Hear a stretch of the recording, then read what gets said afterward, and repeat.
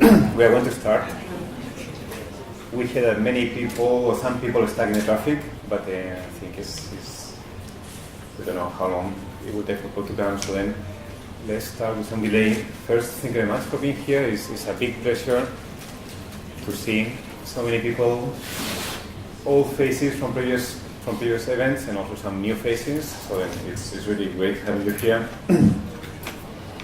I want to thank Professor Kisinius for coming all the way, Professor Sarah O'Malley, and of course all of you. So then today we are very lucky to have the distinguished Datuk Dr. Junaidi Payne to talk to us. We'll talk more about him right now, but before I would like to talk briefly about the mindset and about what we are doing today. So the mindset is the new research center at the University of Nottingham, Malaysia campus. It's a center for interdisciplinary studies on environment and tropical environment. So then there are several things that I want to remark about mindset. One is that it's about environment. So the work we do has to do with environment and environmental conservation in the Anthropocene, in the time of human domination of ecosystems. And we do this work from a very interdisciplinary approach. Okay, so then we understand the importance of natural sciences to deal with the environment. I'm a natural scientist, so is John.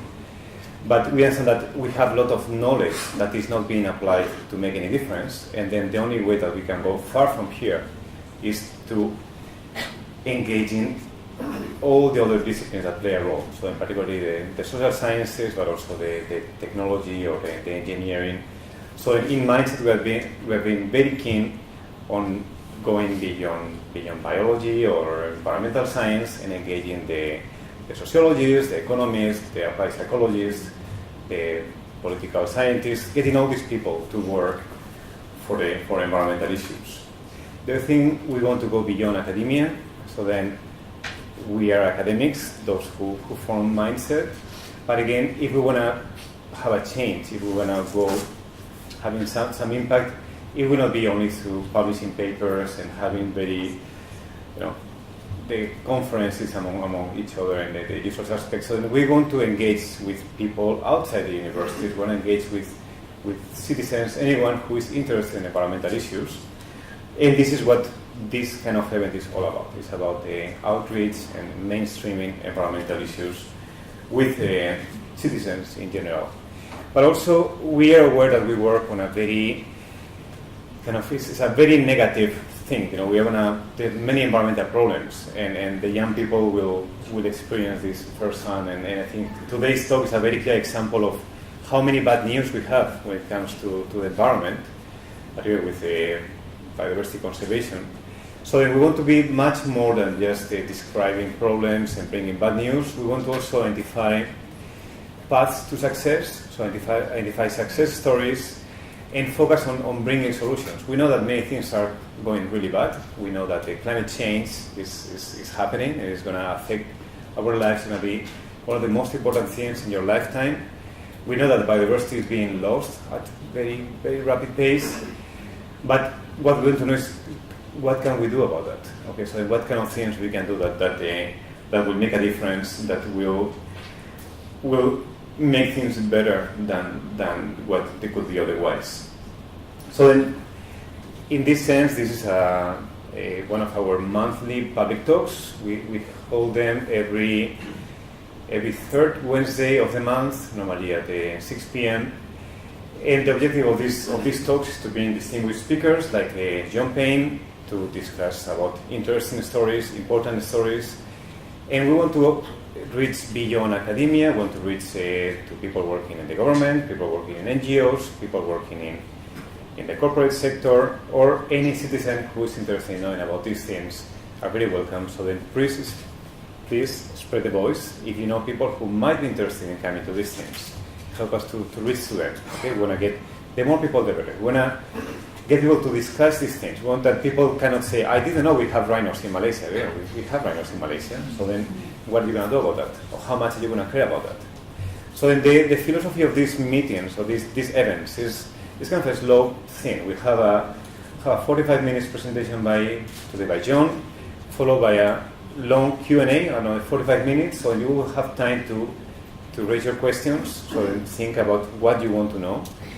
And after that, we'll have some refreshment and time to interact. Okay, so it's a good chance to meet people who might share or might not share interests or ideas with you. So then that's the kind of environment we want to create here.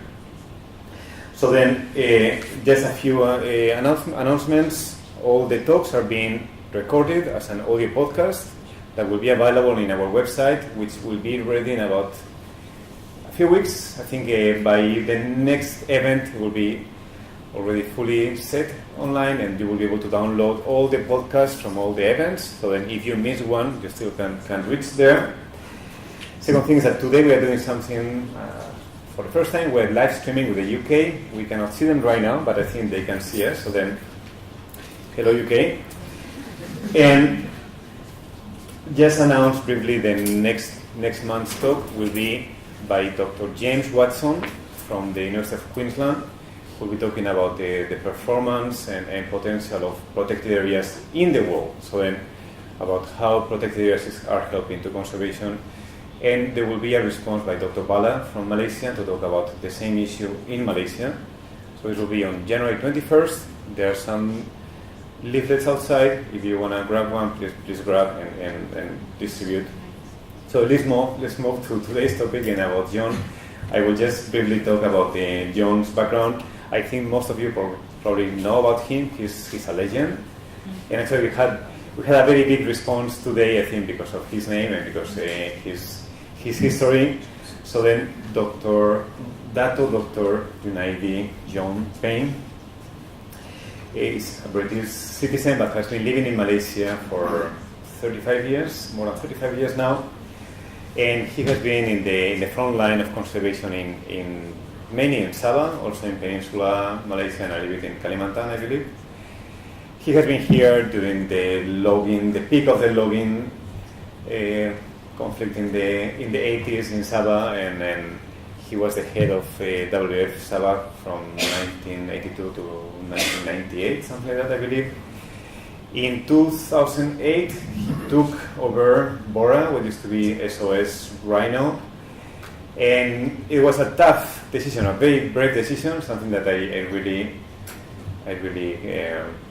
thank him for taking the lead on this, because I remember we talked around that time. I visited him in Dublin, and he played a video of a thylacine, and we're talking about the thylacine. Are you familiar with thylacine, the Tasmanian wolf? And then I could feel the pressure of history. We could feel the history was on the room, was heavy, he was dealing with something that is very, very important. And so then we have to thank that he took that brave move to challenge, go against the odds of making things better with the Sumatran Rhino. And I think it's going to be great to listen today about his talk on the near extinction of the Sumatran Rhino and what needs to be done to prevent the first extinction of a mammal species in Malaysia since 1932. So thank you very much. Please come to the...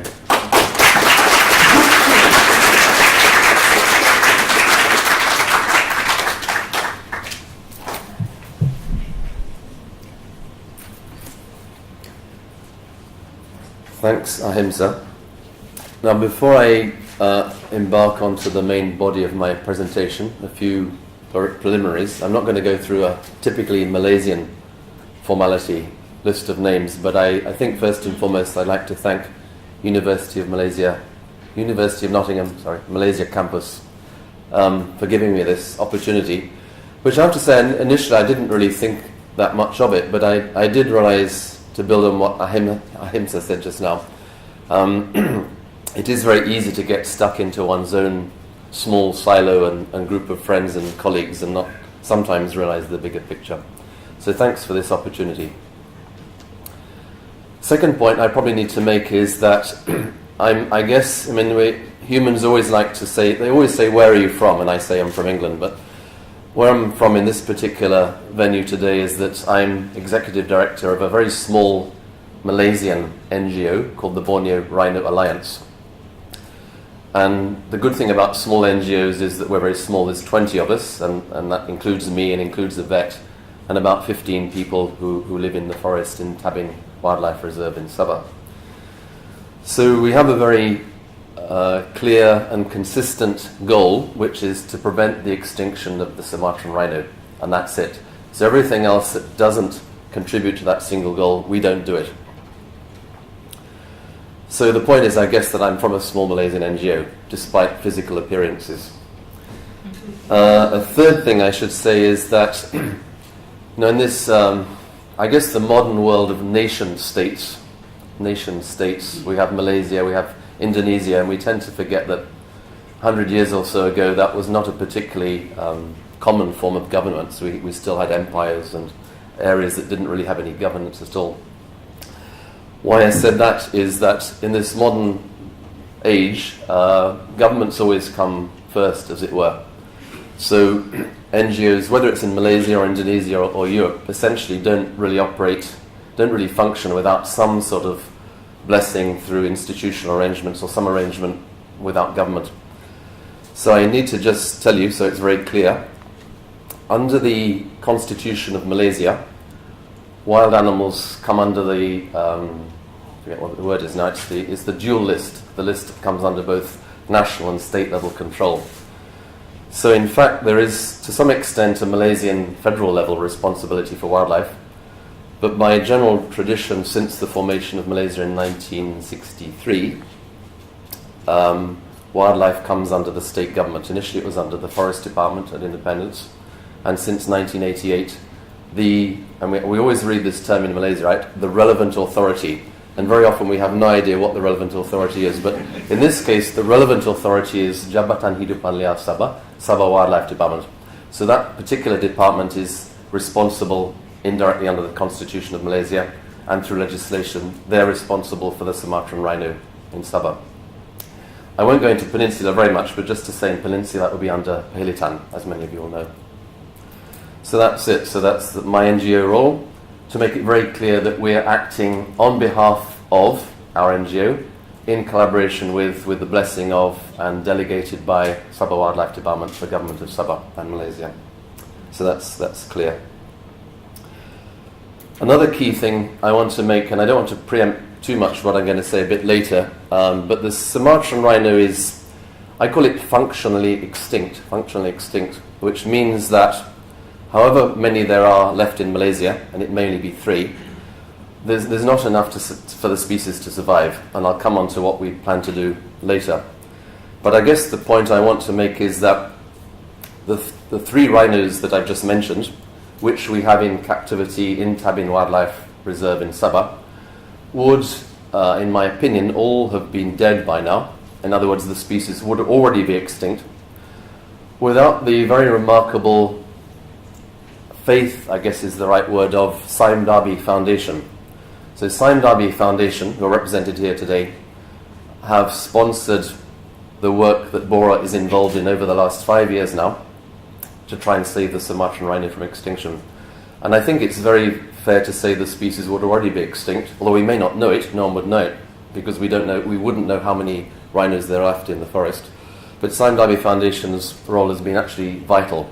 So in other words, where government has not or hasn't been able to come into the picture, Saim Darby Foundation has taken up that slack and sponsored basically the costs of running 20 people, hiring helicopters, supplies, building facilities, and so on, of which more later. So I guess those are the main preliminary things I wanted to say. So now I'm going to come on to the talk itself. I don't really want to make too big a thing of my background, but I wanted to tell you a little bit, because I think it's, particularly in this sort of venue that we have now, it's quite important to say that some people may know the expression all politics is local, which comes from USA, but I think it applies globally, all politics is local.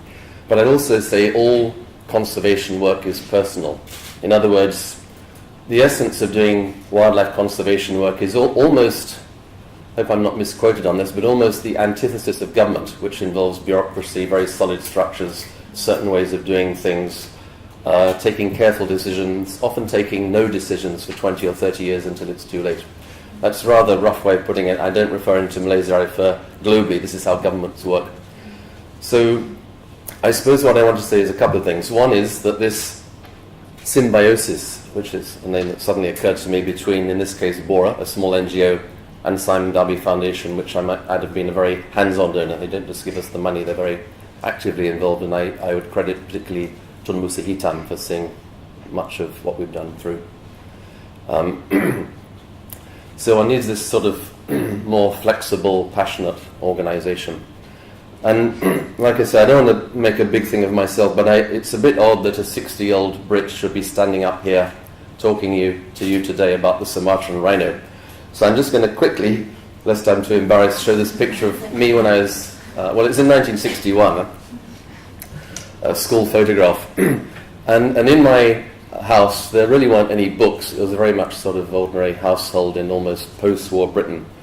And there weren't many books, but my dad used to buy this newspaper called the Daily Mirror, which still exists.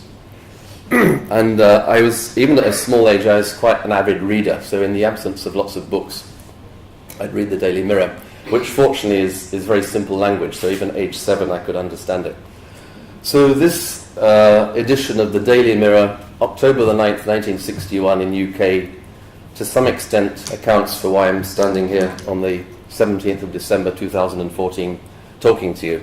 So what it was, if you notice the panda symbol here, this was actually the very first time that the panda symbol of WWF, World Wildlife Fund, came out in public domain. And for some reason, I don't know why, it happened to be that the Daily Mirror was the first public document that put out the new WWF. And I guess it must have affected me to some extent, and the gist, even for a child, was fairly clear. It was that many species of wildlife are going extinct because of human activities, and some people need to get together to do something about it, raise money and have people doing something about it. And as it happens, the picture, as you see, was African black rhinos, a mother and a baby. So I think that was probably, well, I put it up partly because there's a rhino connection, and this whole talk is really about rhinos.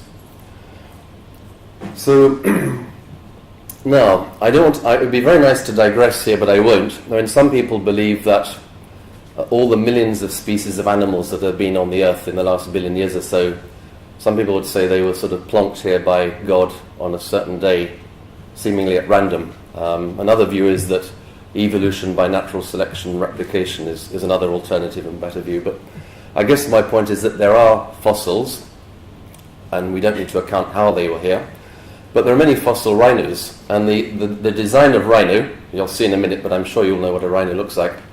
The design of the rhino is basically goes back to about 20 million years or so. So the earliest fossil rhinos tend to come from Europe and Eurasia 20 million years ago. And they conform to the African black rhino and the Sumatran rhino model, which is a sort of a big thing with a very stocky body and 2 horns. So I'm now going to sort of start eventually to embark on what I want to tell you today. So in this time period, about 3.5 million years ago until about 10,000 years ago, not only from fossil bones and teeth, but also from paintings of early human beings in Europe, paintings of an animal on the cave, there was this thing, which is often called the woolly rhino in English. So this rhino lived perhaps 3 or 4 million years ago on Earth, and that dark colour is the distribution of the species. So you get the picture, right? So this rhino is on the verge of extinction, but it has a very long historical background from many millions of years ago. That's what it looked like. Probably lived in open areas, sort of like this cartoon-like diagram is, in a sort of temperate, cool, cold, slightly Arctic conditions in some cases. Okay, so that was the woolly rhinoceros. But I guess why I sort of emphasize this, that is essentially it's the same thing as this Sumatran rhino that we're talking about today. Same sort of thing. This particular Sumatran rhino in this picture here has a name. He's called Tam. He was caught on the 13th of August 2008 in eastern Sabah in an oil palm plantation, brought to Tamin Wildlife Reserve, which Bora helps to run, and he's still there. So he seems to be the last male Sumatran rhino in Malaysia, so it seems. What else do I want to say? The only thing, it's in a way sort of an aside, which is off the main theme that I want to give you today. It turns out that the Sumatran rhino is the smallest rhino that's ever existed. Now, many things in life, I believe, are down to luck and randomness, but I tend to believe that the smallest rhino that ever existed happens to live today is not luck. And again, I don't want to go off the main story because this is more biological and conservation interest. But I think what it is probably is that rhinos have to be very big, and they have to be very big because they eat a very poor quality diet. And those of you who are biologists will instantly see what I'm saying. So they basically eat leaves of woody plants, which is basically fiber with a few toxins and very little protein, very few minerals in. So to be able to take in enough very low quality food and digest it, you need a very big digestive system. So to have a big digestive system, you need a big body. So in my imagination, I think the rhino design is a big animal like elephants and like some of the dinosaurs were. They ingest vast amounts of very poor quality vegetation, extract a tiny little percentage, and that's what they absorb. But the problem is if you get very big, and now global warming, you get a big problem with releasing heat. And again, those of you doing biology may sort of imagine that if you have a big body mass but very little surface area, you get to a stage where the animal just can't release enough heat, particularly when they're walking on hot days. So there's also a constraint on how big an animal can be. If you've got an animal living in this case, in tropical rainforest, it can't be very big because it just can't release heat. Elephants can because they have big flappy ears, they have trunks, they spray themselves with water. So the only way the rhinos can really cool down is in the hot part of the day, is to either stay in a river, which they don't. But in fact, what Sumatran rhino do is, I don't know why, they spend more or less from 9 o'clock in the morning to 3 in the afternoon in a mud wallow. So rhinos go around making excavations with their horn and feet in the ground, water runs into it, and so they sit in this wallow, which of course facilitated the endangerment of the species. It's meant that actually rhinos, historically, not now, but historically, were quite easy to find because all you had to do with it was to go with a spear in the middle of the day where you thought they were wallowing and spear them. And that's certainly one of the reasons they became very rare over probably a sort of 1,000 years or so, human hunting, because they were so easy to hunt. Now I've suddenly forgotten the next slide. Okay, yeah, I know the next slide. So I did put in this rather long-winded title that you saw earlier, that the Sumatran rhino, if it goes extinct, will be the first extinction of an animal in Malaysia since 1932. And you might be able to guess that there was something that went extinct in Malaysia in 1932, and it was this one. And the thing is, this is another species of rhino called the Javan rhino. So what we now call the Sumatran rhino, very close to extinction, and the Javan rhino, which happens to live only in Java now, by the way. In fact, historically, in the late Pleistocene and the early Quaternary period, or Anthropocene, as we're now entering, there were two species of rhino in Southeast Asia, right from southern China, northeast India, right down to Borneo and Sumatra, which we now call the Javan and Sumatran. But they're actually two different species, which maybe also gives you a clue that rhinos are susceptible to human influence and extinction. So the Javan rhino, the last one, was shot, of course, by a British person in 1932. Making 1933, the Sumatran rhino by default became the most endangered species in Malaysia in 1933. And I want to make that point because I turn around the common view on the Sumatran rhino. Why is it still here, right? I mean, it's verging on a miracle that this animal, and again I'll tell you more reasons later, it's verging on a miracle that it still exists. You would think it would have gone extinct with all the sorts of changes we've seen over the last few decades, let me say. But it's also, in a sense, this slide and what I'm saying now is the kernel, the gist of what I want to say to you, which is that if you have an animal that even in 1933 was very rare, and it wasn't, I mean, the man who was the first Pengarah Hidupan Liar, chief game warden in Malaya, and he was given that status in the late 1930s, just before the Second World War, Theodore Habak. He had a passion for it. In fact, this picture was, he shot this rhino around 1912, right? But like many hunters, they become conservationists. So he knew the species on the verge of extinction in the late 1930s, and one of his motivations, Theodore Habak, towards the British authorities in what was then Malaya in the 1920s and 30s towards the establishment of Tamanagara, his main motivation, in fact, was to save the highly endangered Sumatran rhino. So there, why do they still exist? Well, I just want to show this picture and make another random comment. This picture shows Danam Valley in Sabah, which some of you may have heard of. So point number one, Danam Valley was the location of the last Sumatran rhino caught in Malaysia, which happened to be the 10th of March this year by Bora. And it may well be, we're not sure, but may well be the last wild Sumatran rhino in Malaysia that we now have. The other is, if you look at this habitat, it looks great. I mean, Danam Valley is a remarkable and important nature conservation area, but I really doubt if it's good rhino habitat. I think rhinos probably really struggle to survive and get enough of this crucial protein, calcium, phosphorus that they would need to reproduce from rainforest leaves. But we have a sort of irony that the common belief, if I ask any of my colleagues, even biologists, they assume that hilly tropical rainforest is ideal habitat for Sumatran rhino. And I really doubt it. I think it's extremely marginal, which in again is another pressure on the species. Probably they really would do much better in flat, fertile habitat that's now rice or oil palm. Probably more open, probably with more belukar and secondary growth, better quality food. So that's just a sort of thought to be part of the story that I'm telling. So just to recap on this map, as always, don't read the writing. I use this map because a Dutch journalist colleague about a year ago produced this map for public domain to give the gist of the distribution of Sumatran rhinos in this year, 2014. And the gist is, if you look at this map, if you exclude Java to the south and Sulawesi to the east, the gist of the map is that all those bits of Southeast Asia, including Borneo and Sumatra islands, were the natural habitat of Sumatran rhino 10,000 years ago or so. And so what we have is just a few spots. So there's a couple of spots in Sabah, a question mark in Peninsula Malaysia, a big question mark, and 3 or 4 spots in Sumatra with this species still extant now.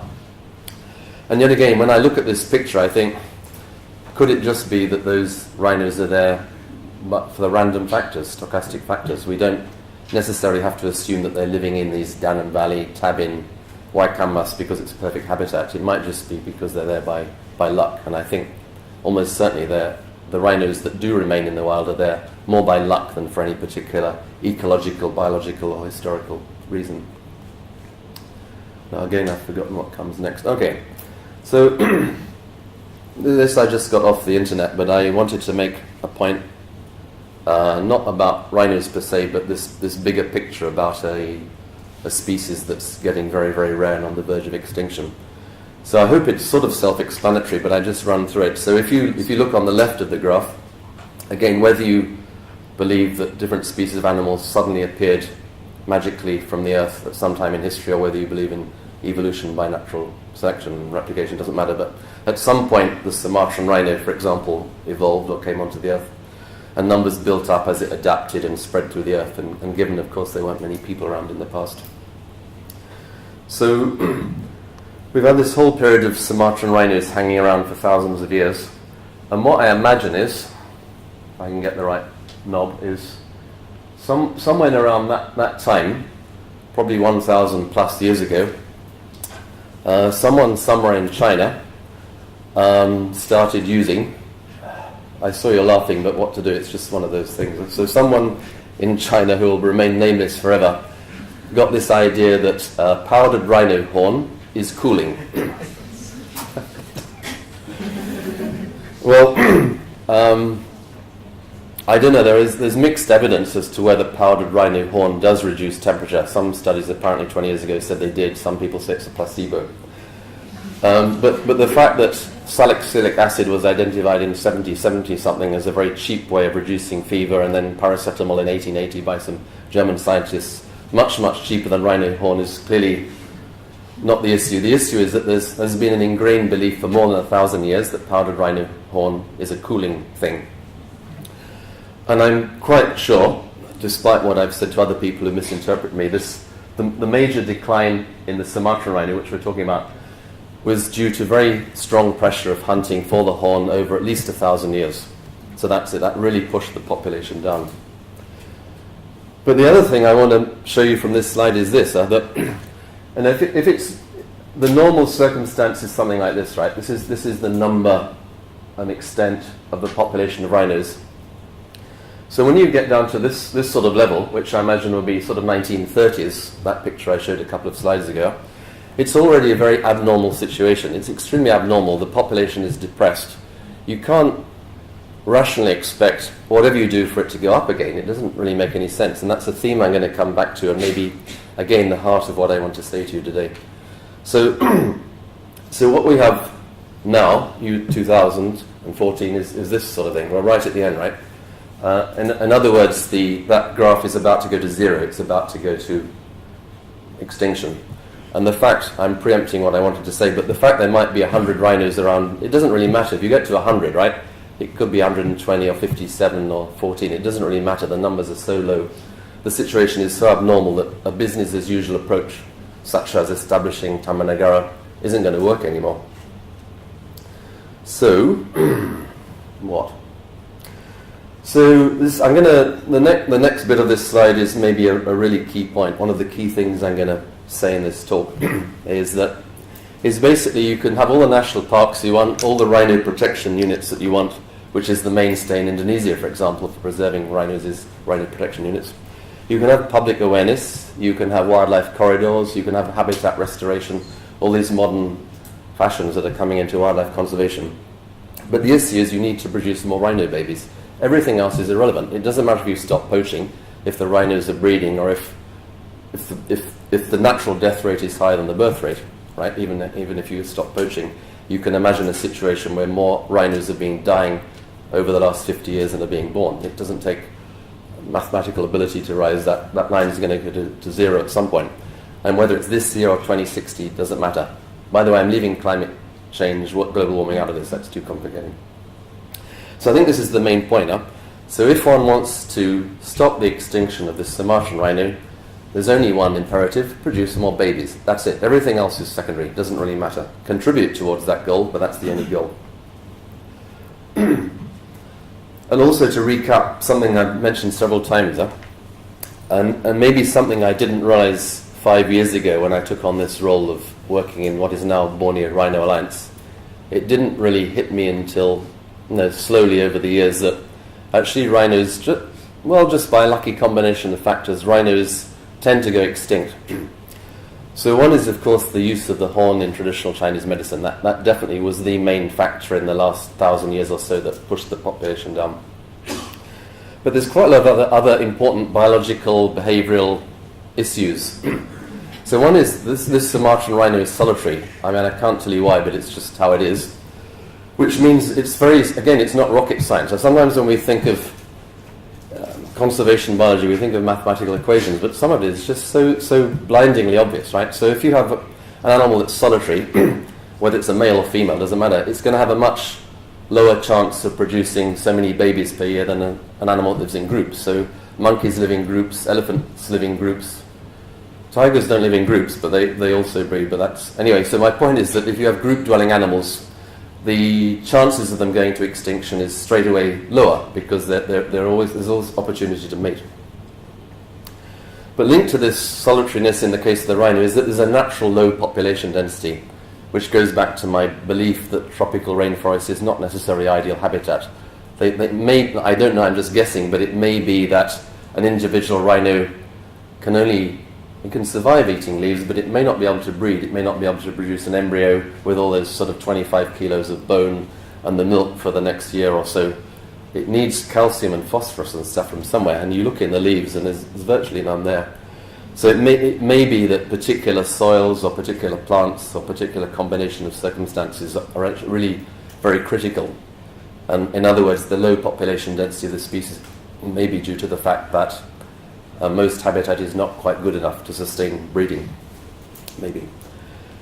Another factor is, I put this as limited female receptivity, which means that Sumatran rhino females, they cycle like most mammals. So the female comes on heat, let us say, only for less than 2 days a month.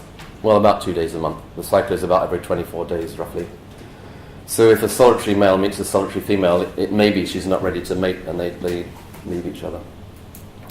I realise I preempted that low quality diet on infertile soils I think may be a factor.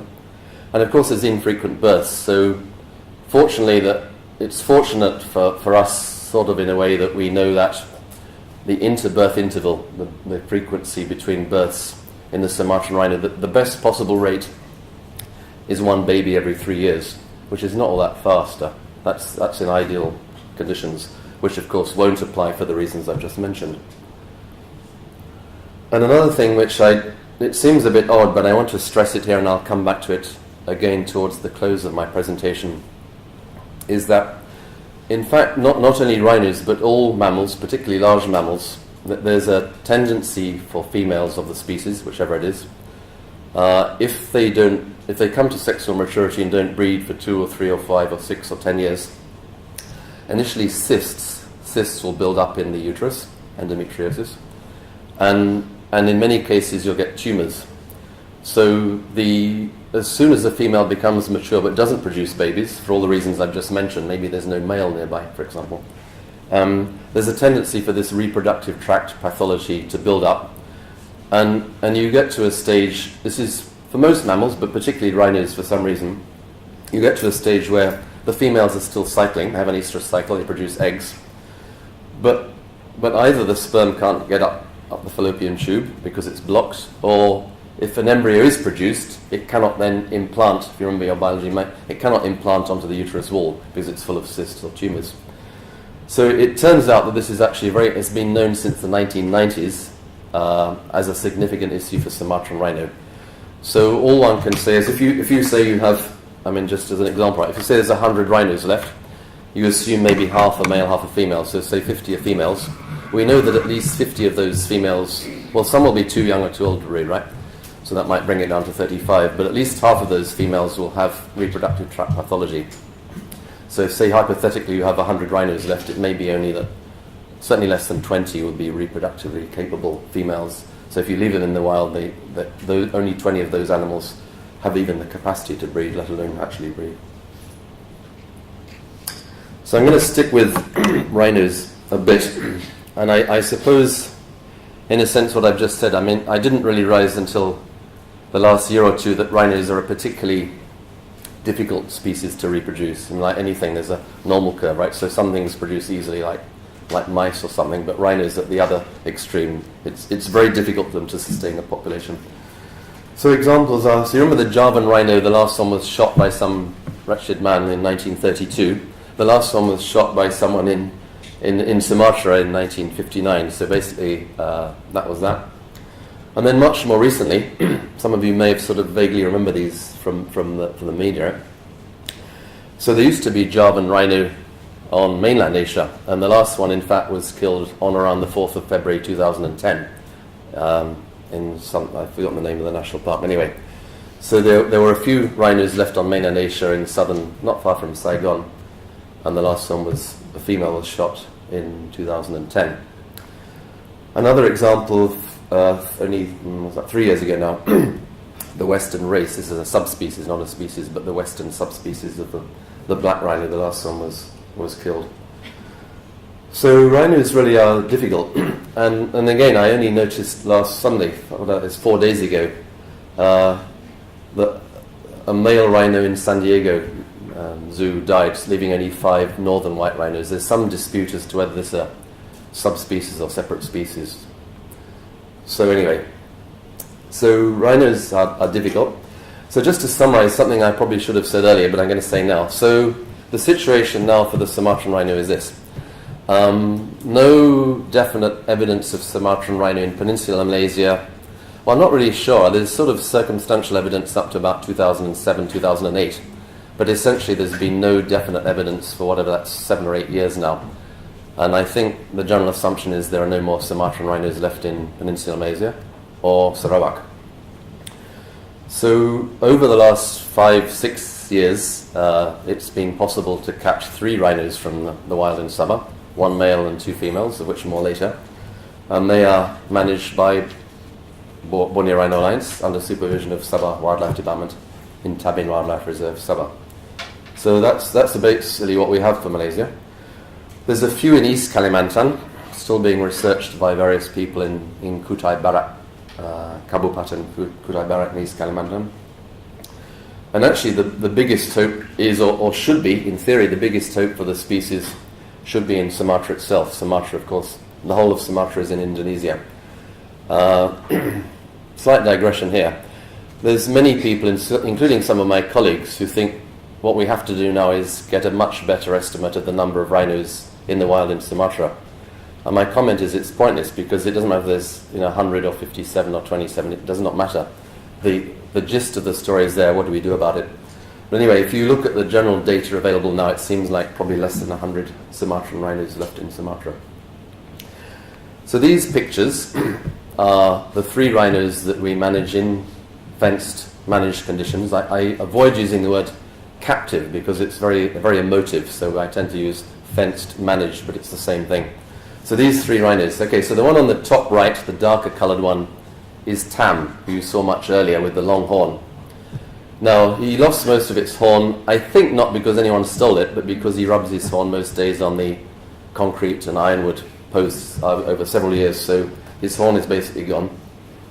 So Tam is on the right, and on the left is a female called Puntong.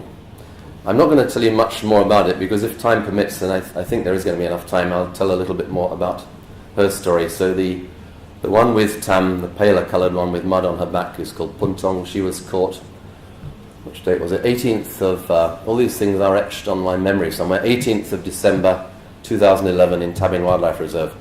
At that time, I thought that there were a few rhinos in Tabin Wildlife Reserve. Since December 2011, which is now 3 years, we've found no sign of any wild rhinos in Tabin. So many of my colleagues say, well, you're not looking hard enough. Have you monitored your staff? Have you put out camera traps? But the answer is, if you don't find rhinos in 3 years, I mean, it's a 95% probability or more that there aren't any rhinos. That's the most rationally the most likely explanation. Anyway, so these 2 are a pair, but I'm going to come on to their problems a little bit later. And the one on the bottom left, another female, we've called her Iman for reasons I won't go into now. And this picture was of her near the trap site where she was trapped on the 10th of March this year, right in the middle of Nottingham Valley. In fact, near that picture I showed you about 10 slides back of Nottingham Valley, it's around that area. So she was trapped, and as I've mentioned, and just to stress her, this looks awful. She looks like she's wallowing in mud, which is exactly what she is doing. So the thing, almost the number one thing to maintain Sumatran rhinos in captivity, almost the number one thing is to give them a mud wallow.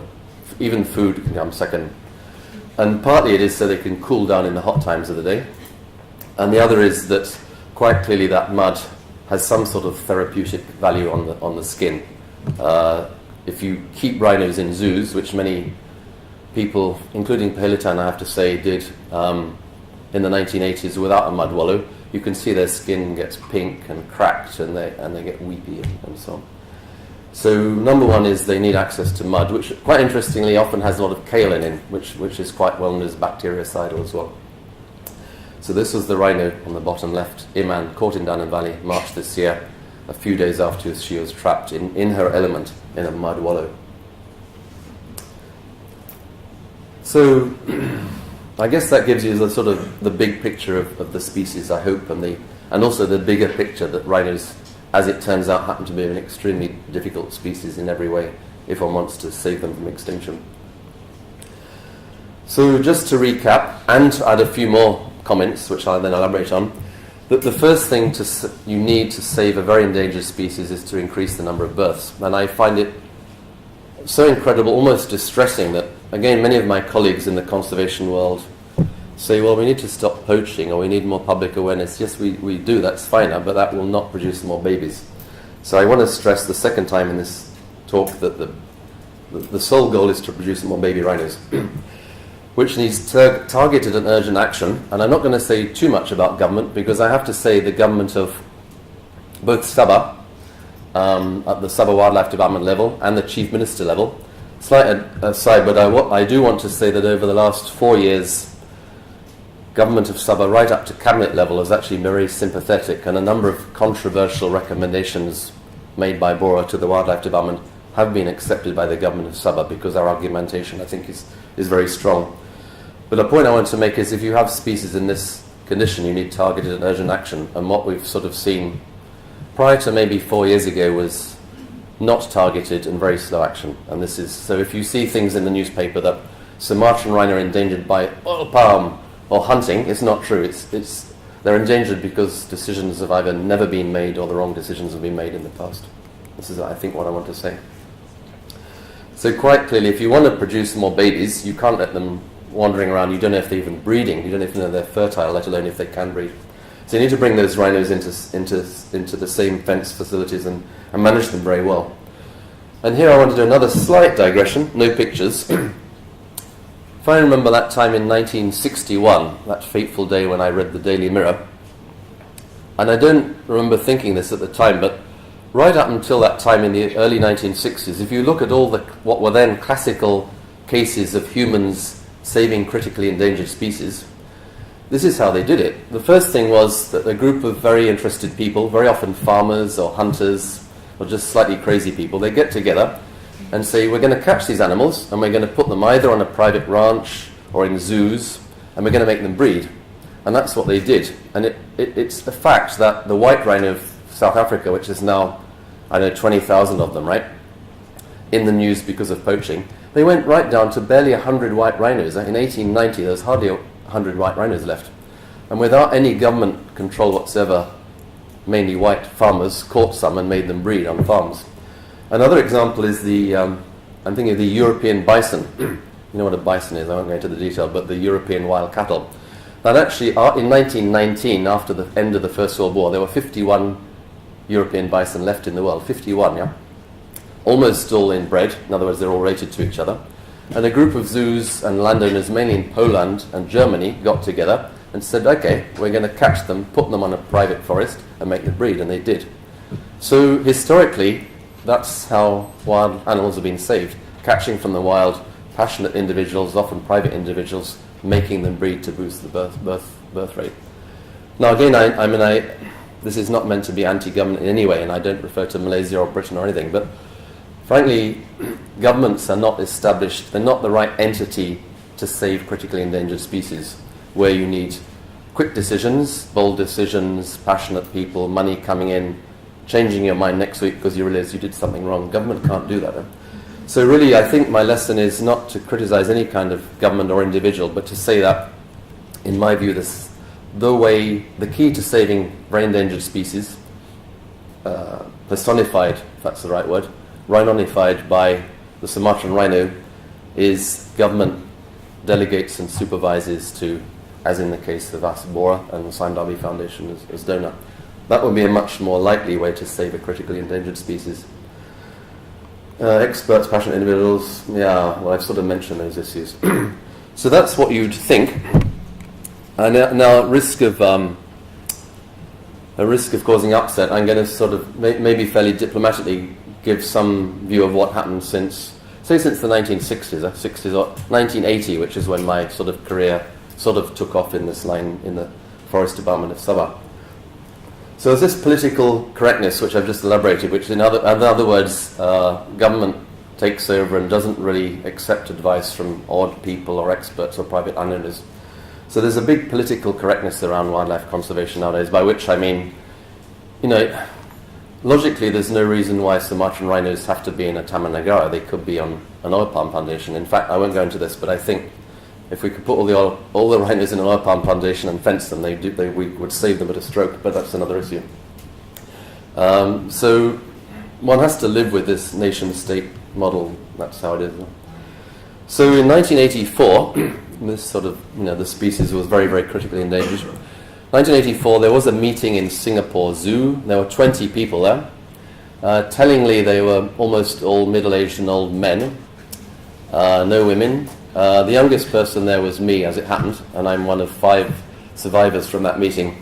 So the IUCN program called for a number of things, and the obvious ones of protected areas and awareness, and I remember that very clearly. I won't go into that.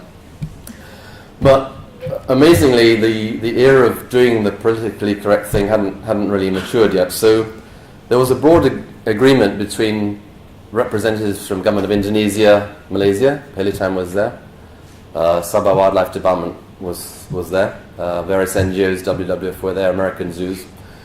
There was a general IUCN brokered agreement to form a captive breeding population of Sumatran rhinos globally, involving Indonesia, Malaysia, including Sabah, and some US and UK zoos. So that was agreed, and 40, amazingly when I think back now that we've only got 3 possibly in Malaysia, 40 rhinos were captured in that period, 1984 to 94. Some in Sabah, some in Peninsular Malaysia, some in Sumatra. So 39 are now dead. Actually, one still lives in Waikambas National Park in Lampung, Sumatra. She's getting on a bit. And only one pair, which as it happened, was a young adult pair in Cincinnati Zoo actually produced babies. I say that partly for the historical record to tell you what happened, but I guess some of the lessons are this. So that one lesson is that there wasn't real collaboration. Of course, everyone wants to do their own thing, right? Everyone thought they were an expert. Everyone wanted a rhino.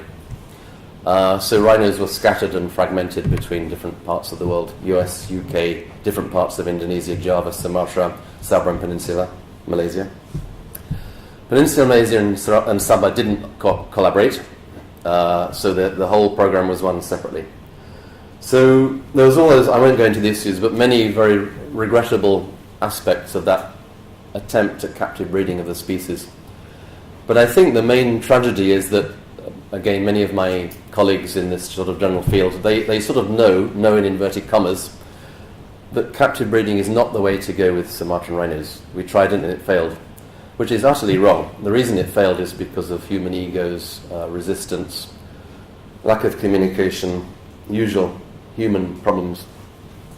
So this picture is Emmy, the female in Cincinnati Zoo with her baby, I think her second baby, 2004, whose name I've suddenly forgotten, Suchi. Yeah, thank you. So other things that happened there. So as I've indicated, there was this really secretive attitude. There was no sharing of the information needed between these different so-called captive breeders. There was no exchange of rhinos between range states. Actually, there was. So actually, one young female caught in Johor, 1986, was sent to a facility in Sumatra, and Sumatra sent back a male, but the male had really major wounds to both of his front legs, so he couldn't mount the female. So frankly, that brought on a loss of trust between Malaysia and Indonesia. So essentially, there was no exchange of rhinos for breeding. So the whole idea of doing a global captive breeding program didn't work. Rhinos were kept in government facilities. Expert advice was ignored, and I'm going to tell you more details of that. And in fact, the fact of the matter is that of those 40 rhinos brought in captivity, the great majority, including those in UK and US, died from poor husbandry. In other words, what I mean is just poor hygiene, inexperienced vets who came and went, all these sort of things. And some of you who were around in 2001, 2002, 2003 in Malaysia may remember that there was and I've totally forgotten the exact details, but about 5 Sumatran rhinos died within a year in the facility at Sungai Dusun, which is run by Pelitan. And despite attempts to blame trypanosomiasis, which is an introduced blood parasite in nearby cattle, the fact of the matter was that all of those rhinos and all those paddocks were riddled with a malignant form of Escherichia E. coli and Klebsiella, and they died essentially from poor hygiene. That's why they died. So that's that. I will not dwell further. So I guess that one, I'd say that the good thing is that we now, based on all that stuff, we know so much more about the biology of Sumatran rhinos because of those 40 rhinos, and we know how to keep them, which is extremely dedicated, high-quality staff, full-time, at least 2 keepers for every rhino, a very experienced vet on site at all times. Then things will start moving. Now, in 2013, 29 years after that Singapore meeting I mentioned, there was another meeting in Singapore, which initially started as an NGO idea in 2012. But the upshot was a group of about 100 people, which I guess is the sort of number of people in this room, met early in April 2013, courtesy of Singapore Zoo, financed by Saib Nabi Foundation, Singapore Zoo and various others, to debate on what to do next. My comment there, it was a lesson for me. I think it was great. What I did learn, perhaps rather belatedly, is if you get 100 people in a room, that's really too many to reach a decision. So the conclusions reached were rather generic.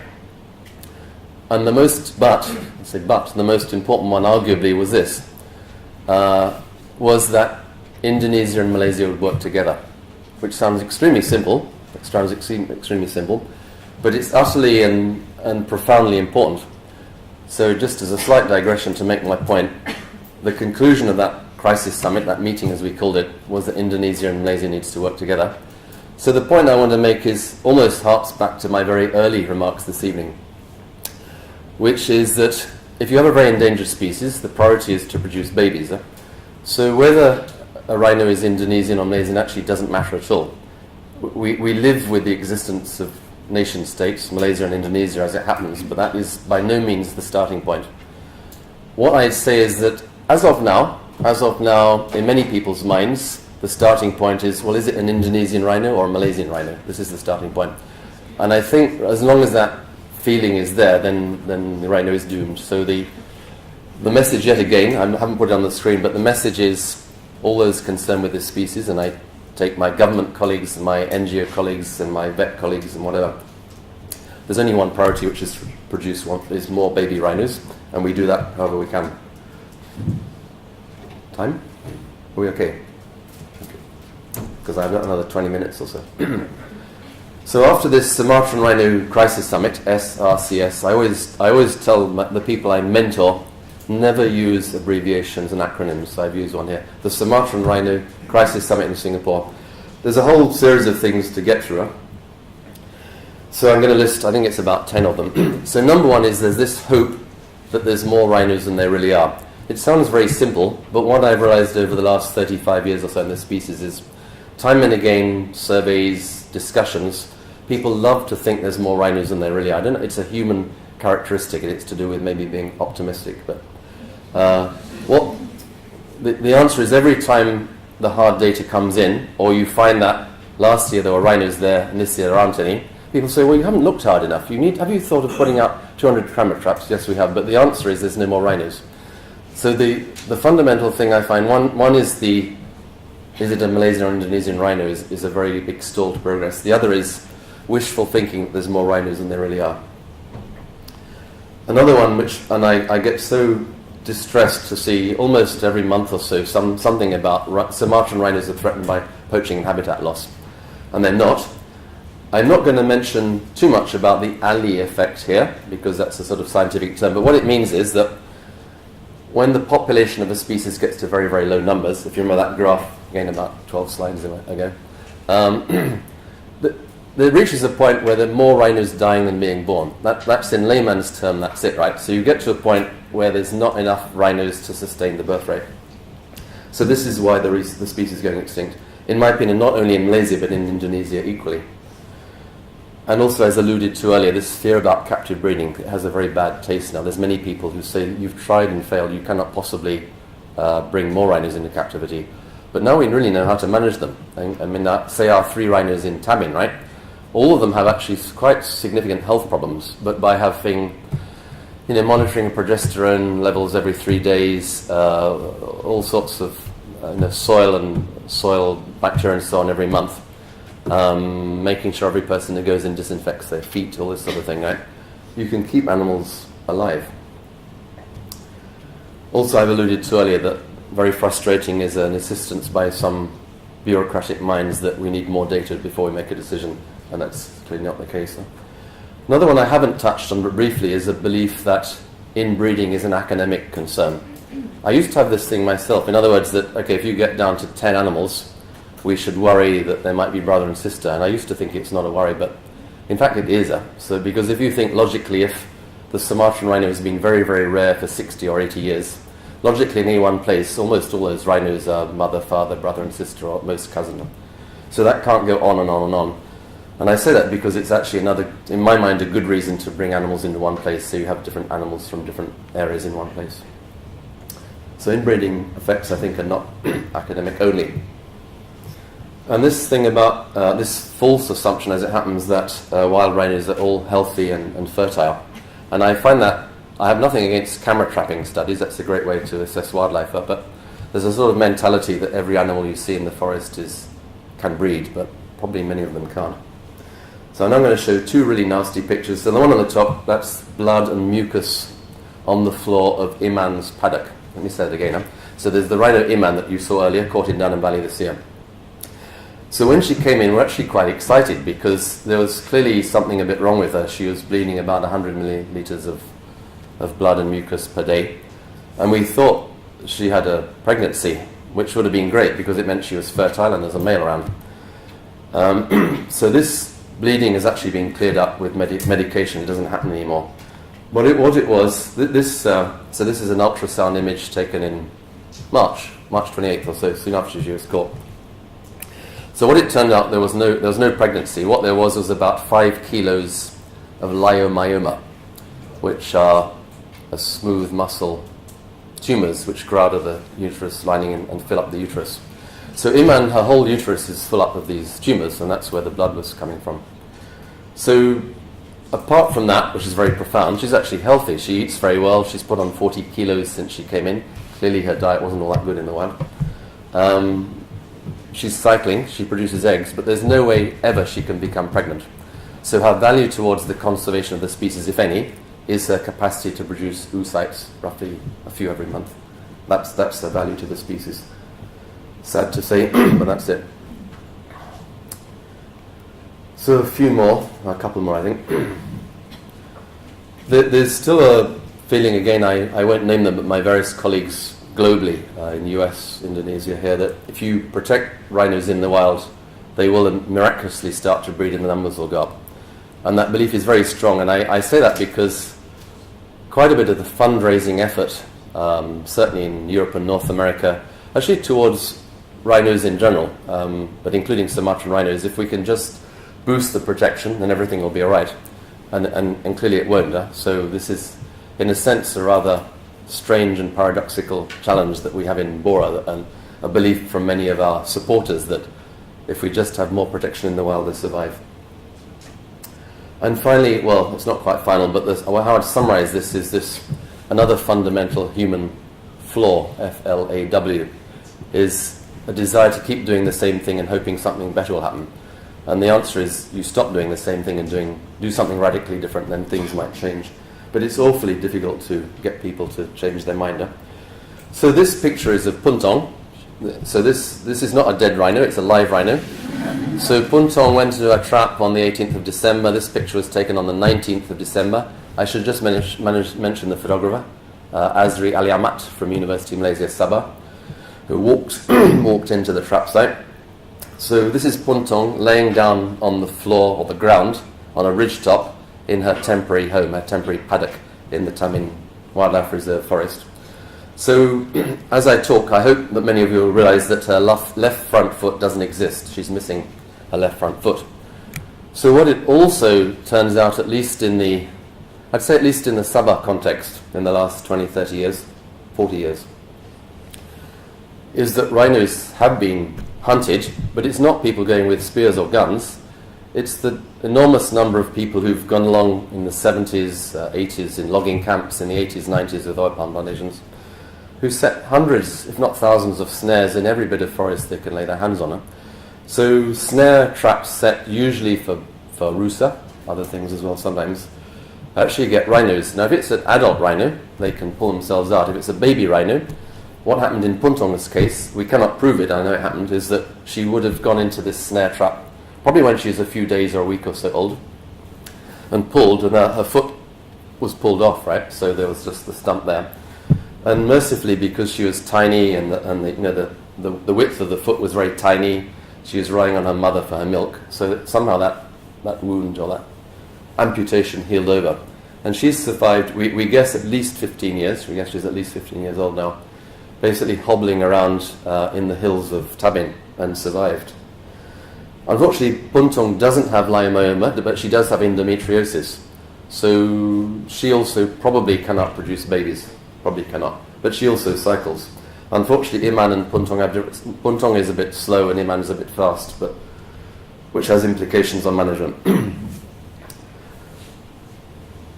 I think I've had a go at the nation state. It's a bit of a hobby horse for me. It's something that I've come to the last 2 years, which, by the way, is one reason I like the round table on sustainable palm oil, which I won't go into now as an alternative voluntary global governance model.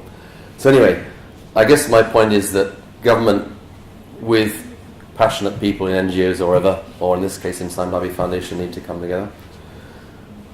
There's an absolute absence of global leadership. I guess one that I want to say it, so if it's printed, that would be great. One of the big disappointments of that meeting in that crisis summit in Singapore, April last year, was that there's no leadership. I mean, there's no leadership from IUCN whatsoever, none at all. I do credit WWF Malaysia and WWF Germany, who are very much on board with what I'm saying. WWF globally, for example, has no interest in rhinos, which is very sad to me personally, because that's why I'm here. But I guess nowadays climate change, forest carbon and so on are important things. And the other, and I'm drawing sort of to a close now, this, I mean, I didn't tell you, but I did zoology at university, and then I did my PhD actually in Kra Wildlife Reserve, as it happens, but my whole life has been as a wildlife biologist, right? And it's probably only in the last 3 years that I've realized that a big gap in wildlife conservation are veterinarians. Veterinarians really are the people who would know how to tell if a rhino is likely to be able to produce an embryo or not.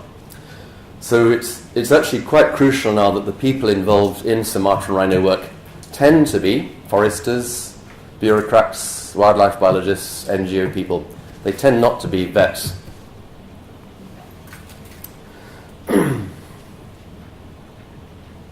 So this picture, oh yeah, what does this picture show? And a random example, but I want to show you an example which is very pertinent now.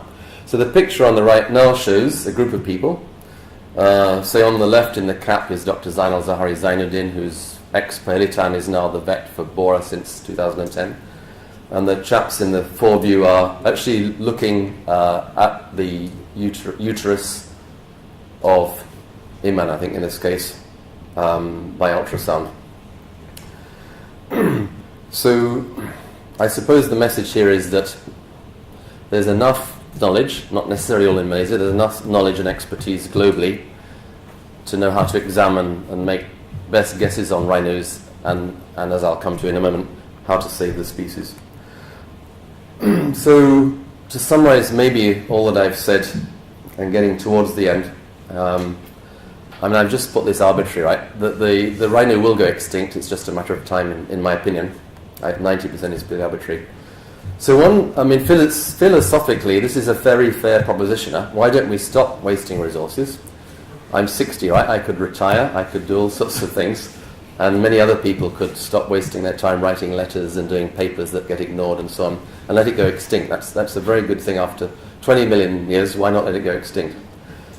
However, an alternative view, which totally irrationally, and I admit this is totally irrational, the people who are interested now, December 2014, could get together and say, this is what we're going to do. We're going to save the species. So this is point number one. This is my fourth time of saying it. The single goal is to produce more babies. That's it. Everything else, don't do it. That's the goal. Secondly, decide exactly how to do that. Clearly, captive breeding didn't work for all the reasons I've outlined. But the obvious thing, I mean, I think probably half of you here are biologists, or in some sense of the word know about biology, right? So you should know that in mammals, putting a sperm and egg together is the way to produce babies. So you can produce rhino embryos in the lab. And I say that, I'm not an expert, right? I'm a wildlife biologist, but I do also remember 1978, which many of you do or don't, but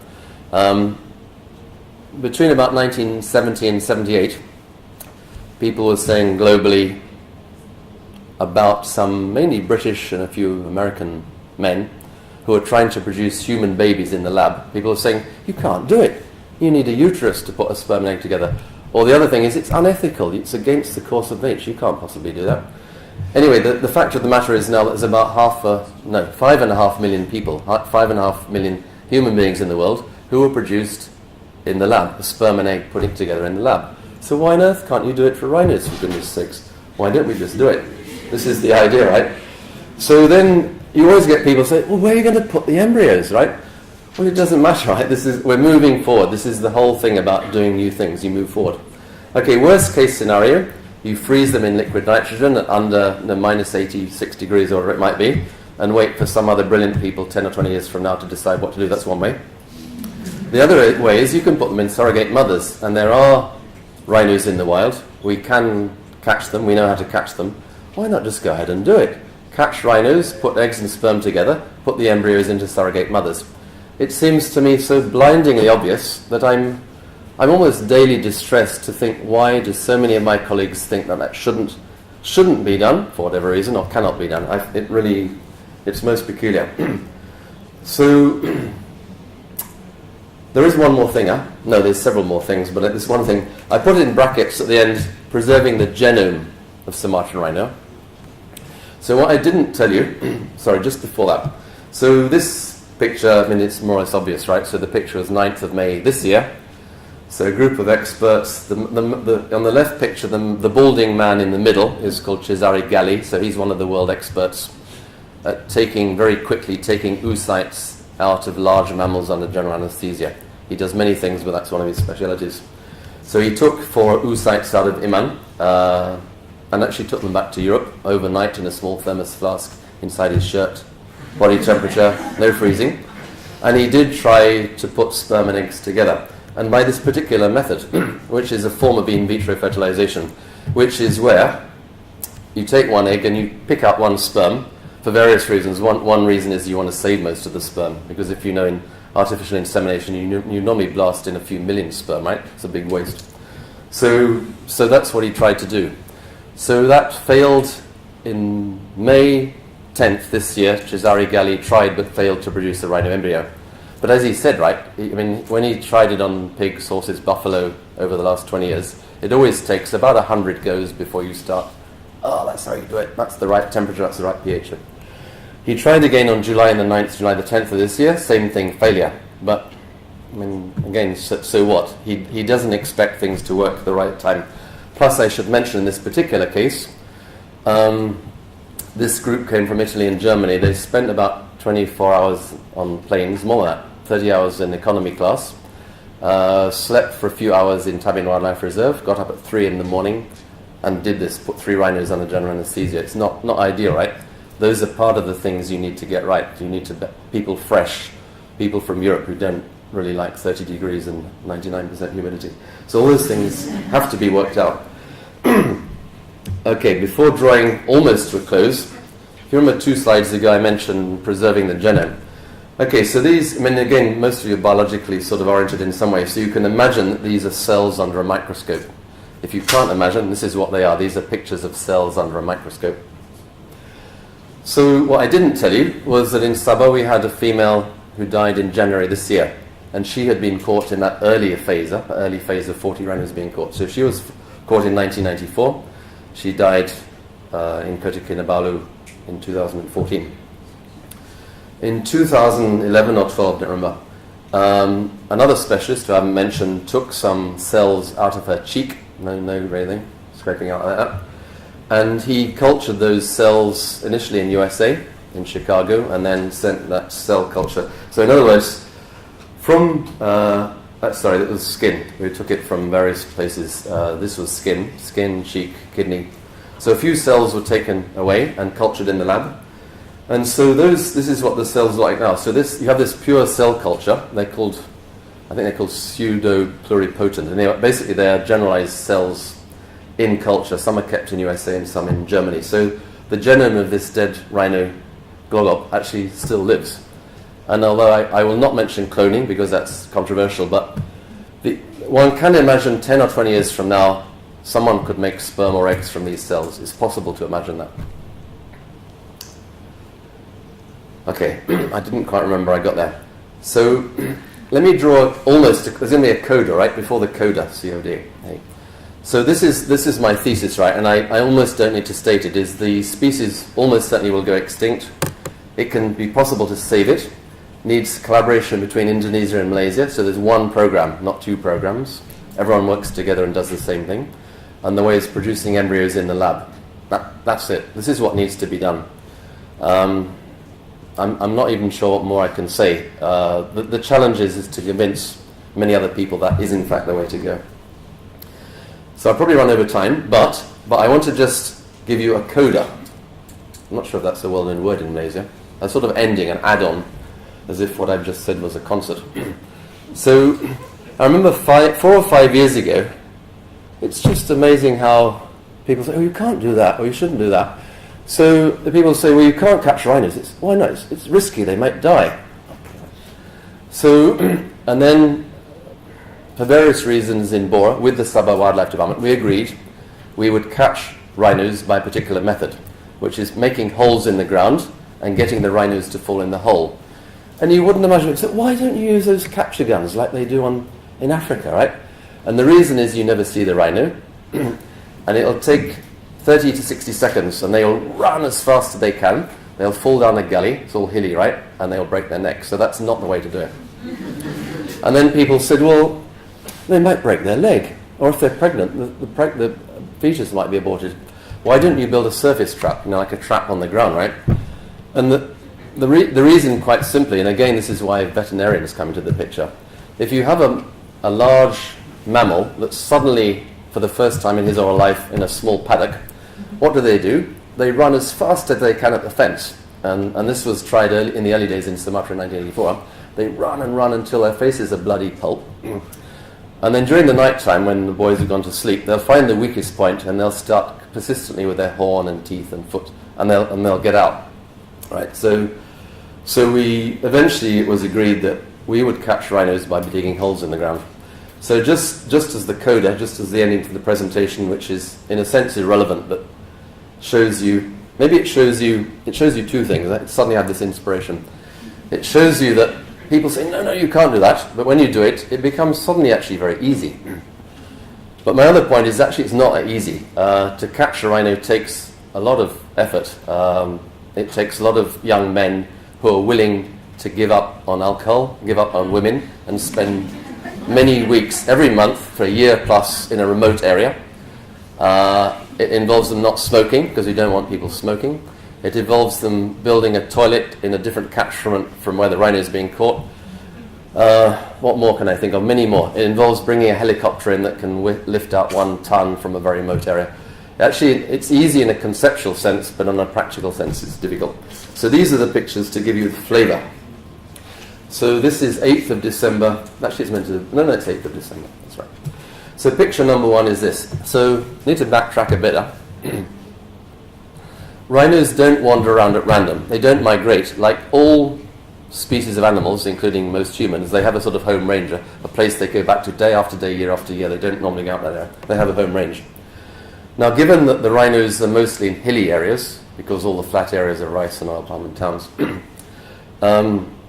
rhinos, like humans, I guess many of you being here will probably have done forest walking, right, in Gunung Tahan or something. But anyway, the thing is, you try and walk along ridge tops, right? If you walk along a ridge top, there's not much overgrowth, you don't get lost, it's very clear, and ridge tops really make sense. You don't walk on slopes, right? You don't walk on slopes because you keep falling over and going down, right? So rhinos are the same thing. In hilly areas, they walk along ridge tops. You don't necessarily know that because the ridge tops are quite rocky, so you don't see the footprints. You tend to see the footprints down near the stream, right? Because that's where the mud is, and they go around like that, see the footprints. So you don't see the footprints on the ridge because there's very, very few. And so people, and again, sometimes I give up on my colleagues who say, well, I don't know what they say, but they think rhinos don't go on ridges because they don't find the footprints. But the thing is, if you want to trap a rhino, you should build the trap on the ridge top. If you build it in the stream, they might go that way or they might go that way, right? But on a ridge top is a ridge top. They have to go there. So if you build a hole, it'll fall in it. It's just, again, it's not rocket science, right? But then you have a problem. If you build a trap on the ridge top, there's no water. I mean, there may be, but if you're bad luck and you catch the rhino in 10 days with no rain, it's totally bone dry. Again, if you remember walking in hills on ridges right now. So if you remember, one of my very first slides, the big thing about rhinos is they get too hot too quickly. So if you trap a rhino in a hole on a ridge top, it's going to die not because of broken leg, because it overheats. That's why it will die. It'll panic and it'll overheat. So you need to have lots of water. You can't you can't reduce the temperature, right? So you have to bring in water. So basically, before you build the trap, you need to have a system in place where there's going to be water, which involves water pumps hidden in different parts of the forest with petrol ready. So that's the general. This is what this picture is showing. Some of the Bora lads bringing a water pump up a slope in down a valley. So this is the hole that's built, right? So specifications. For some reason, I don't know why, but one thing about wildlife biology is we use feet, right? So the hole in the ground is 8 feet long, 4 feet wide, and 7 feet deep. Don't ask me why, but everyone agrees that's just right. The rhino will go in. It cannot get out. It cannot do that. It cannot climb, right? So that's how it is. 8 feet long, 4 feet wide, 7 feet deep. And because they're on a ridge top, it's very rocky. So you have to spend, in this case, a small team of men 2 weeks with chisels and hammers to dig out the rock and then take it away and take it down the slope and dispose of it bit by bit. So that's the hole. So it's not just a hole. Actually, you then fill the hole according to your taste with a plywood lining and lots of leaves and twigs. So this is the secret, right? Rhinos are very, very tough. I mean, come on, it's only 7 feet, right? If you jump 7 feet into 2 feet of leaves and twigs, you're not going to break your leg, right? And rhinos have very strong legs. So they go down, they fall down into the trap onto these leaves and twigs. And it actually works. So you don't see, this is Pontong. On the 18th of, well, it was the night, it was somewhere about midnight, she went into this trap. So, of course, she stamps around, so all those twigs are pushed into the bottom. But this is what the same hole looked like a couple of weeks later. And this is not a posed picture, right? This is Pontong about 3 or 4 hours after she fell in a trap on a ridgetop. So, of course, a lot of other things have to be prepared. One is water. The other is that if you look on the right picture, I won't try to explain how she comes out of the trap. It's a bit complicated, but not that complicated. So she walks herself out of the trap, and of course she runs. But there's a big crate there, right? So she runs into a crate. The door goes down, and actually that's a very important thing because that crate becomes her sort of hiding hole, a place to relieve herself from stress. That she can go in the dark, have water poured onto her, leaves put through to eat. So in the picture on the right, that sort of funny-looking box is actually the crate, which becomes her night stall, where she lives at night. And then there's this temporary paddock, as you can see, made out of planks and plywood that she stays in until she can be brought out. So that's it. So that's Pontong on the next day in her temporary paddock in the forest. So in this picture, I know you can't really see, but so Pontong is in this crate in this picture, right? Now, some things you plan everything, right? But in this particular case, it turned out that we had to take her out the other side of the hole, right? If everything had been perfect, the takeout point should have been on the left, but she had to be brought over the hole on planks, but that was an easy bit. So, because again, overheating, the thing that will kill the rhino in a crate is overheating. So she's moved during the night. Luckily it was December, so rainy season, so it's very wet. So she's moved through the forest, through the night, early morning, and then, well, that's the crate ready to be taken out. And I'll preempt a little bit. So there were 2 ways to bring the rhino out. One is to build a road, which for various reasons didn't happen. And the other way is to take the crate with the rhino in it, the crate with the rhino, out by helicopter.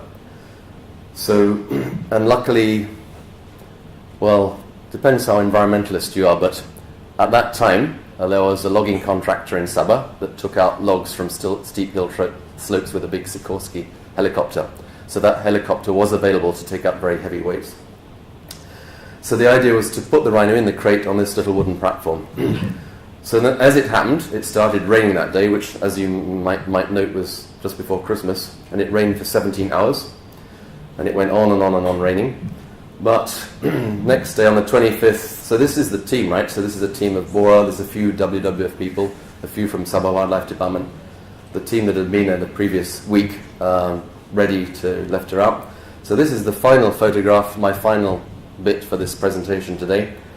So, sort of clear, but quite iconic, and I have to credit Dr. Sen Nathan of the Sabah Wildlife Department for these pictures. So if you remember that crate just now, that's it there. That's the crate on this platform. That's a spare crate.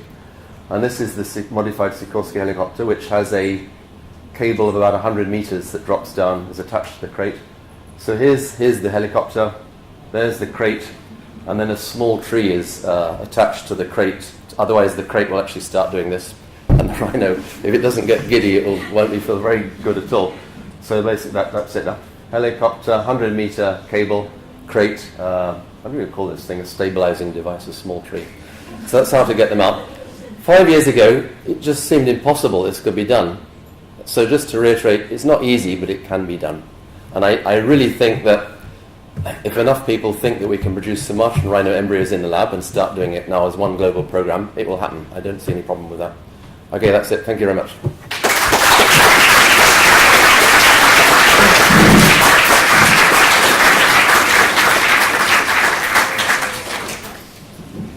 Thank you very much, John. Yeah.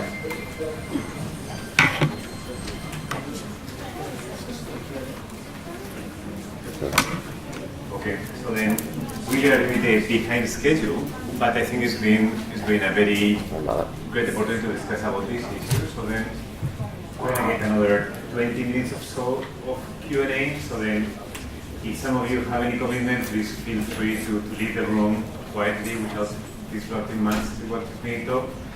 But now it's time to hear more from John. So then, yeah, I do have some questions. So then, so you're proposing making babies in the lab, right? Making as many babies as possible. And you have explained, that we really have a lot of capacity to do this. We do with humans regularly. We have done with other species. So then, how far are we from doing it? I mean, do you think that it will happen next year, in 2 years, in 5 years' time? And what are the limitations? What are the main constraints for this to happen for real, being able to produce large numbers of babies in a lab? Okay, thanks, Ahimsa. So the sort of internal target of Bora, in this day and age we all have to have targets, right? So our target is to produce one embryo somehow in year 2015. And our feeling is if we can just produce one, doesn't matter if it's just one, and if it even dies, it doesn't matter. That whole resistance will be broken, right? So this is the sort of target, one embryo in this coming year. So I'll choose my words fairly carefully because there's government involvement, there's Indonesian involvement, but I think the general scenario is this. The process of bringing European experts over is very expensive, and it's a lot of hit and miss, right? So they might, as they did in July, they came actually a bit early. It would have been better if they came a few days later in terms of the estrus cycle. So, and then there's this issue of tiredness and getting people over long distances to do delicate jobs. So during this coming year, 2015, there has to be a lab established, either in Malaysia or Indonesia, to do that work. It doesn't matter if we have to have experts from Japan or USA or whatever, but the combination is there. There's people who know how to anesthetize rhinos. So Dr. Zainal in Bora does, for example. There's also people in Malaysia, certainly in the University of Putra Malaysia in the veterinary department, who know how to put a sperm and egg together. The tricky bit is actually getting this egg out of a large mammal, right? Particularly a large mammal that's not very well known biologically. That would probably live rhino. So if one can have the lab either in Malaysia or Indonesia or both, logically Indonesia would be better because they have more rhinos and in the long term a bigger role. But in terms of the mood and general interest from state and national government and NGO support, Malaysia makes more sense. So I think during this year also, in parallel with this general target of one embryo, if the German team comes and does it in Germany, that's fine, but at the same time in parallel there should be a lab set up that can do the same thing. Not too much emphasis on training necessarily, right? It's just to get the experts together to get the process made. And I say that that's about it. I mean, I think take it in easy steps, and if one can achieve both those things in one calendar year, then the way is very much more open than it had been previously to doing it again and again in the next, say, 4 or 5 years. So the barrier is not so much technological as it is a matter of putting things together, a matter of will and putting the labs in the right place, having people spending enough time, having access to the available material, and then getting things done. Is that correct? You've said it nicely. I'd say that's correct. It's a matter of putting things into place that are actually already there. Yeah. And you also talk about the international cooperation, so then the need of Malaysia and Indonesia to have one single program. And we know it's very difficult in conservation and the district as well to kind of remove these national barriers, so this element of a mindset as well, right? So then, how is going to happen? Who's going to make the first move? Has it been done, or what can we do for this to happen within 2015 as is going to have some targets? Let me make a few general comments there. I mean, one to say very importantly, it's not that there's no communication at all. There has been quite a lot of communication, mainly informal, between NGOs, but also between the Sabah Wildlife Department and Ministry of Forestry in Indonesia over the last 3 or 4 years. And my view is that eventually the sort of what I think is the logic of what I was saying will be overcome. A couple of sort of, I hope, positive notes. So one is, as we may know, is that there's a new paradigm in Indonesia, right? So there's now the Ministry of Environment and Forestry, which is an enormous break with the past. So inevitably that ministry, which is in charge of wildlife as well as forests, will have a slightly different view from the old paradigm of production forestry. So there's one hope there, which is by luck. Another is that there are a few people in Indonesia, small minority, who are quite keen on what we're saying. So, for example, the equivalent of University Putra Malaysia here is called Institute Pertanian Bogor. It's the same sort of thing in Bogor, and there's interest there. There is one man, Arif Budiono, who's already, as a matter of routine, doing in vitro fertilization of species other than rhinos. So those sort of links are there, and I think, like many things in human endeavor, right, you keep on trying against that resistance, and then something just changes, or someone changes their mind, and the paradigm shifts. Whether that might come from an NGO or a university or government, I'm not sure. But really the history of human endeavor is that if one is very confident and one's argumentation is good and you keep saying the same story consistently, and people can't find anything wrong with that argument, then things will change. In this case, I hope it'll happen in 2015 rather than 2018, say. So in that sense, I found interesting from your talk you emphasize that we know how to keep rhinos in captivity. There has been for many years, what I have heard for many years is we don't know how to keep them alive. So the rhinos die in captivity. We catch them, we catch 40 in the 80s, all of them, but one died. And this year, Suchi, the baby that you saw from Junaidi died, and then her mom also died. But it was very encouraging to hear from you that we have improved over that. So you think that we know much better how to keep them alive in captivity? It's no longer the issue that was 10 years ago, 15 years ago? I think it's a big change. Okay, 3 things. The first one, on the point of just clarification, the rhino Emmy and her daughter Suchi died in Cincinnati Zoo. Yep. Not to digress a lot, but for something called iron storage disease, which is linked to the fact that the zoo diet is far too high a quality for rhinos. They actually need to eat wood and twigs and leaves. So, in a very good diet, like you get in zoos, right, cabbages, pellets, and not to criticize Cincinnati, which did a fantastic job, right, but the diet wasn't quite right, and as a result, iron builds up in the kidney and liver and eventually heart of the animal, and it dies from failure. So that's a point of clarification. Although it does point to the fact that keeping these rhinos in Malaysia or Indonesia is the thing to do. It's probably best not to put them in Germany or USA. That's what I mean. The other thing is that it's actually very clear from our experience, not only in Sabah and Payne, but also an equivalent facility which I didn't mention in the Sumatran Rhino sanctuary in Lampung, Indonesia. Yeah. If you have a very good vet who's extremely dedicated, and that's really key, a vet that really wants to do this work and willing to live in a remote area, also quite crucial. A lot of vets don't want to live in remote areas. If you find that person, doesn't matter their age or sex or anything like that, they're very dedicated. They have well-managed team, at least 2 keepers each per rhino, then that's it. All the past failures are really because there wasn't a vet, or there's a big turnover, or a boss in government said you shouldn't do that. All those sort of things came into play. Sounds easy and doable. I mean, it is. Yeah, that's so I'm going to make a final question before passing to the floor. And you came to Malaysia in the late 70s, and then I guess the scene of conservation and was different.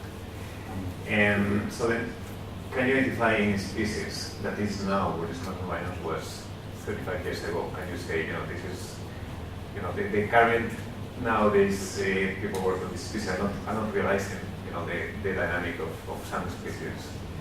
I think people are kind of misjudging what are the threats, misjudging what are the solutions for conservation. Okay, so the thrust is the difference is it between sort of 31 years ago? Yeah, is any species people are missing what is going on with tigers. People are focusing on the wrong thing, or people are focusing in the wrong thing with elephants or with tapirs. So is there any other species you see from your experience with rhinos that you are missing the point? Okay, now I can mention a few fairly incoherent points. Huh? So number one is, I'm not an expert on Malayan tapir, and we have one or two experts here, but Malayan tapir is sort of horribly similar to rhinos in the sense that they're the same sort of thing, they eat the same food, and we think there's about 1,000 plus, right, which is not a lot. Yeah. So one could imagine, particularly in this age of this enormous appetite from China for exotic animal parts, tapirs might become at risk in the next few decades, and a similar sort of approach might be needed.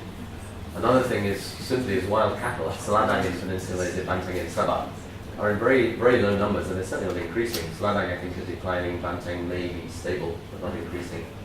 That's due mainly to hunting, I think, over the long history. And it should be, you would think, be easier to tackle those species because they have a meat production potential. There should be an economic incentive.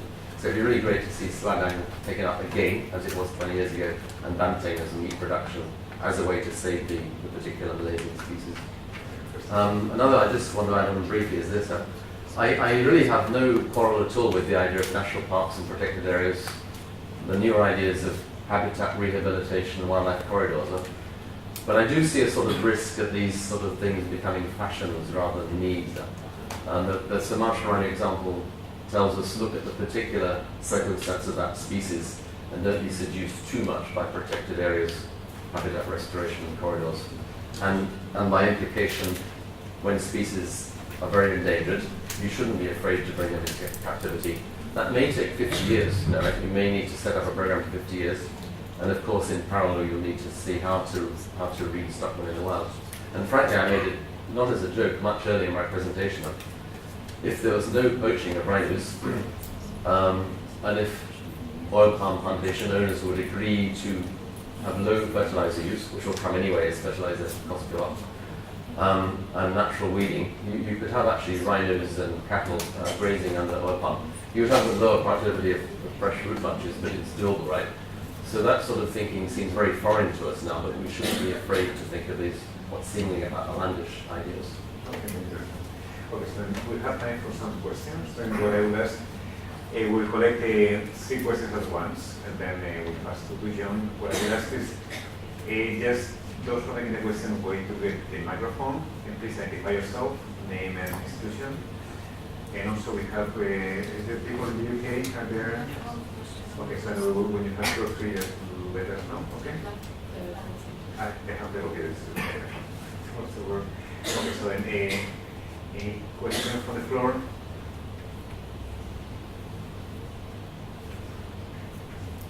Amara, Fitri, so just wait for the microphone. Yes. Hello, I'm Fitri from UPM. Yeah.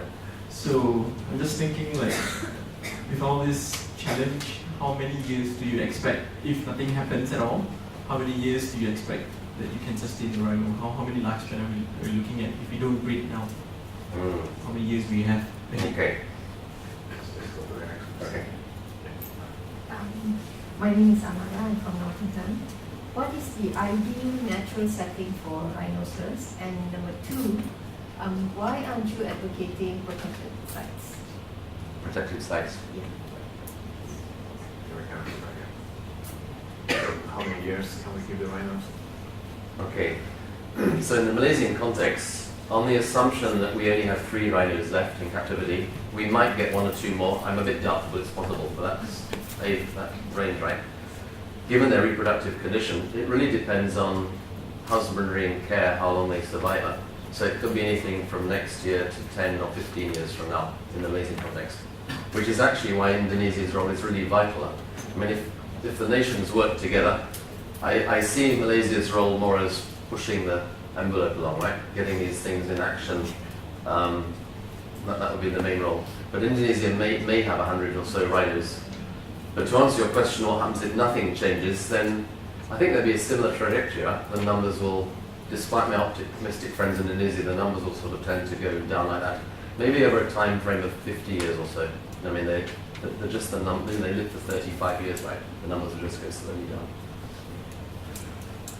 So, protected areas, right. I'm not quite sure how to answer that exactly.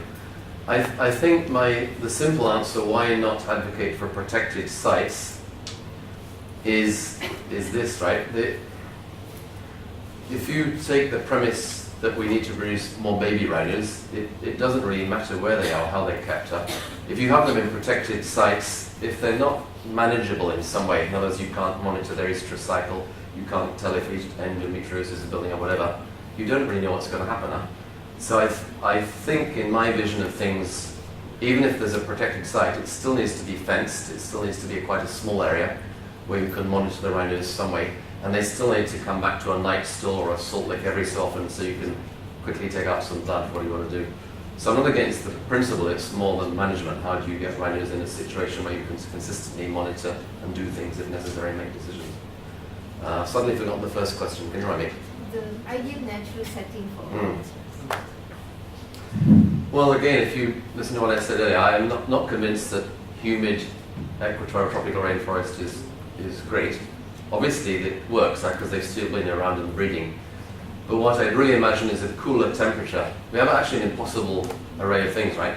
A cooler temperature, I think, would be better. I think they'd just feel physically less stressed, right?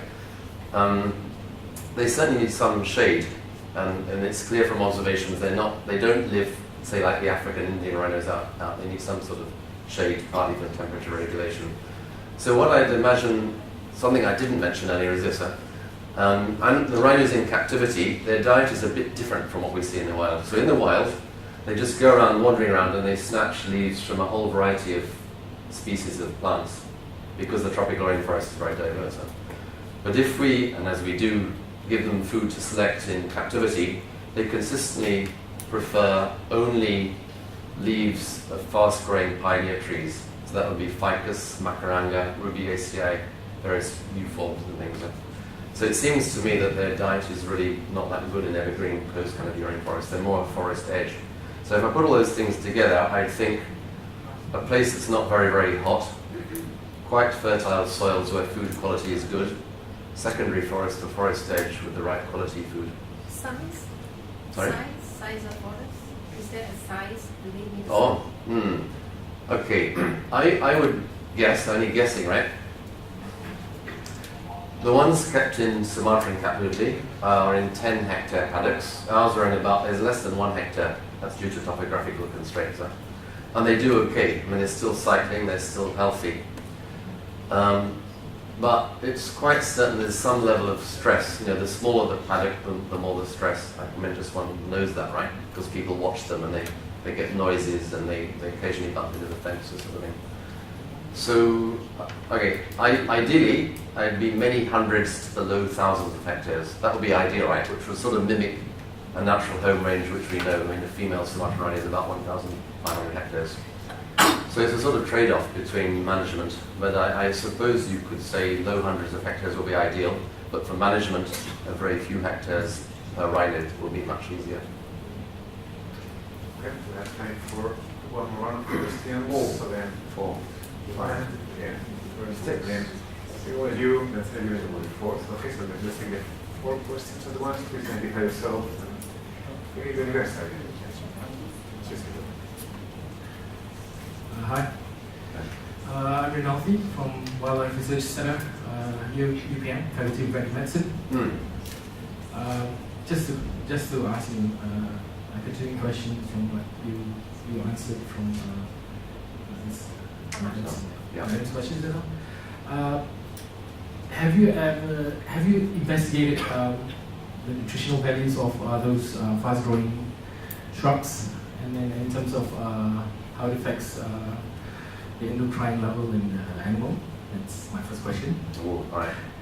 The second question is, how stressful are the animals in fence managed facilities that we have? I mean, do you actually look into their cortisol level, or do you see in terms of biochemistry how much indication are the animals whether they're in stress or not in stress, and their efficacy in actually behaving in terms of reproduction? Right. Hello, my name is Jin. I'm just a student.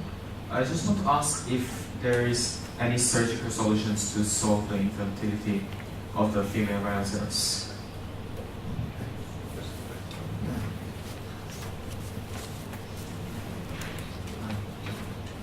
Hello, good evening. My name is Daniel. I'm also a student from UPM. My question is that you highlighted many factors why the rhinoceros are dying. First, the pathology of the reproductive system, even their environment is not suitable to them, and on top of that, we are poaching them. So, although you also highlighted some immediate plans in order to save the species, such as embryo, in vitro fertilization and all that, at the end of the day, what would be the factor that would tip the scale that would allow the species to survive? And like how long would such drastic measures take place in killing the demand, the habitat, as well as the diseases? I think we try to answer this question first. I just want to make a comment that I think maybe that bit that you're looking for might be in this room, because we have many students from UPM, so I think because all people are smiling right now, so yes, it's good to have capacity here. So the first question, nutritional value, stress in paddocks, and surgical solutions to infertility, and what will tip the scale for the current trend. Right. So my answers will be quite brief, because I'm a reasonably intelligent layman rather than expert. I wish Dr. Zainal were here to answer, but it's taking me quicker. So first one, generally on food quality, the answer is no essentially. There's some publications from years back in that early wave of rhino capture on composition of rhino food plants. I can't tell you much other than that sodium and phosphorus and protein were too low. Too low for what you need if you're a horse or something. That's all I can tell you. Only another, not quite what you asked, but a slight add-on. Someone in University of Malaysia, Sabah, is working on a study which is a bit overdue. We asked him to look at 20 species of food plants we feed our rhinos, which is a bit odd because it's the ones we feed and not the ones we don't, to see if there's any particular molecules that might be of concern. Some people are saying, for example, you might have something that affects progesterone or mimics progesterone or binds on progesterone. So it seems like not really is the answer. It's not really quite what you asked, but what I get from that is actually quite daunting to get a big picture for something which is an unknown animal and has a very diverse diet. No, we haven't looked at cortisol and quantitative look at stress. I don't think Zainal has done that, although I've never really asked him, at least in the last year or two. He might have an idea, but he couldn't give you any quantitative answer. Do you want to respond to that? Do you think we should be doing it, for example? Zainal was my mentor. So, ask him when you see him next. But to my knowledge, I mean, unless he's very secretive, he's looked at progesterone and various other, sort of sodium and stuff, but that's all. I mean, another slight, very subjective add-on is that under Zainal's care, those rhinos, he's been very careful to minimize the number of people going, not too many at one time, this sort of stuff, right? I think whatever any results might show quantitatively, we're doing as well as we can under the circumstances, I think. I'm a bit slow. Okay, on the surgery idea, okay, I'm even less of an expert, but our German colleagues from the Institute for Zoo and Wildlife Research, who've done surgeries of various sorts on elephants and rhinos and hippopotamuses, say, okay, the lyomomas, just leave them. It'll be almost certainly mortality. The animal will die if they try to get those out. I mean, it's 5 kilos, right? And it's a lot of tumor, right? For Puntong, which has the endometrial cysts, they've tried 3 different methods, the Germans. So one is, I gather, a laser treatment that sort of bursts the thing and they grow back again. The other was simply flushing with antibiotic and a buffer. Same thing, they subsided and came up again. And the other, forgot the name of it, basically pricking them the same thing, they come back again. It seems to be a sort of not really worth bothering treating those. Okay, then actually the most difficult one. Now, what factors might tip the balance to make things start moving? You've caught me out a bit, because even myself, I don't try to think more than a year ahead, because things may change, right? My comments will be this, I think. Again, many of my unnamed colleagues sort of say, well, what happens if you're successful, right? What if you have lots of rhinos, where you put them? So looking at it more from that angle, I do believe that if it becomes possible to produce a small number of embryos, I do believe that would be attractive enough to Indonesia. So at present, as a digression, I may say that one of the reasons that I know that government of Indonesia is reluctant to catch wild rhinos is because of the robust nature of Indonesian society. One always gets NGOs complaining, so there is an element of being a bit fearful to catch more rhinos. But I sort of see a sequence. If even one embryo can be produced, then some sort of saying, let's try more, either in UPM, for example, or EPB, or wherever, or both. And then the questions will start to come, surrogate mothers, and I think at that point, Indonesia will be potentially willing to catch more wild females, which they can do. They still have 100 or so, some of which are in more accessible areas. In the longer term, I would leave aside the issue of poaching. I mean, who knows what will happen 20 or 30 years from now.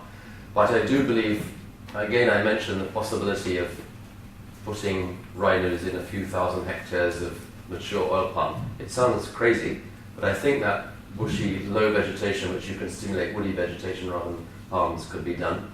And you could bring in supplementary food. I do see it as a possible option. Or one could look, I mean, in summer, I'm nearly getting to my point. I mean, summer is a bit odd in the Malaysian context, and there's quite a lot of new protection forests being established over the last few years, which are heavily logged. But as far as I can tell, they're going to survive quite a long time yet, at least decades, right? Which, to my view, is lowland, heavily logged forest is probably very good habitat. So I sort of see a range of options. I wouldn't like to pin them down, but that's the sort of sequence I see. Okay, it's already 8, so then what I want to do is, I know there's 3 more questions. I want to take the questions, but I'm not going to give any time for you to answer. So we just want to know what people want to know, and then we'll have some time for refreshment. Maybe you manage to get some time with John, he can answer the question. If not, you can discuss among yourselves. But then, can you give me the question from the UK? What was the question? How can we develop political will for what seems a last cause? How can we develop political will? And then there was one more question. Well, yeah. Yeah.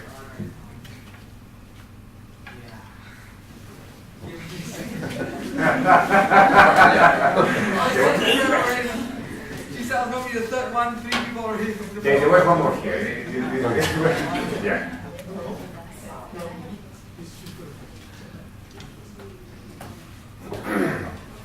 Do you have a question? I'm recalling. Okay, please do. Yeah.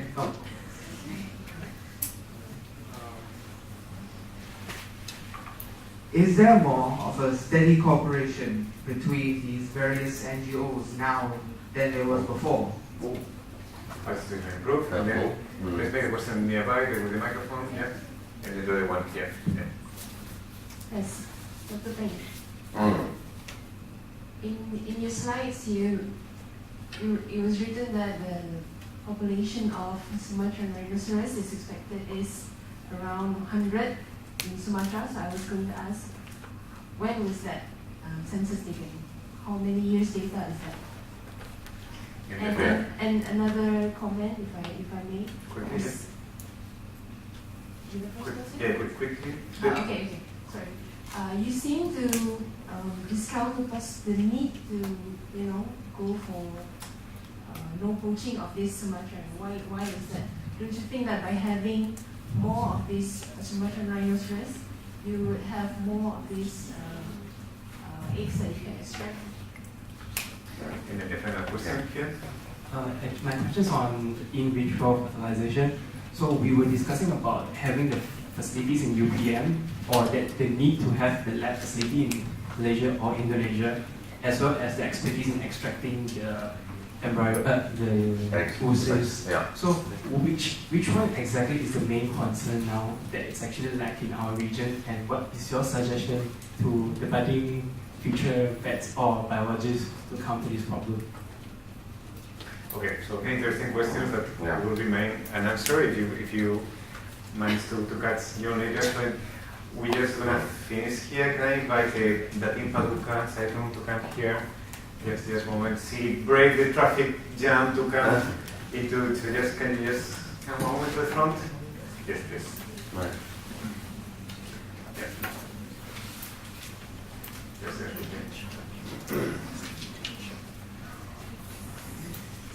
no, the traffic at this time of the dogs is always ready to go.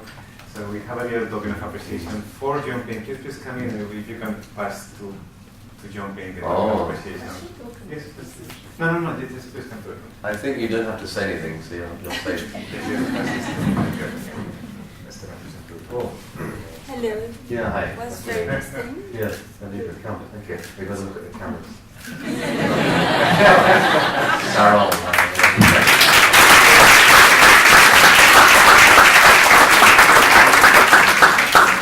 Thank you very much. We can move now to the refreshment. Yeah, right. Thank you.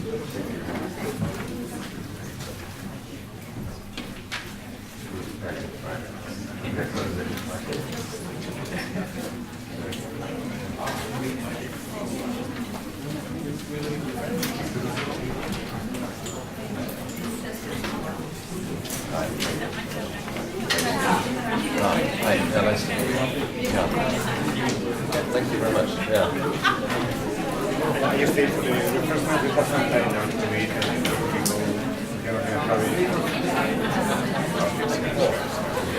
Right, that's mine. Okay.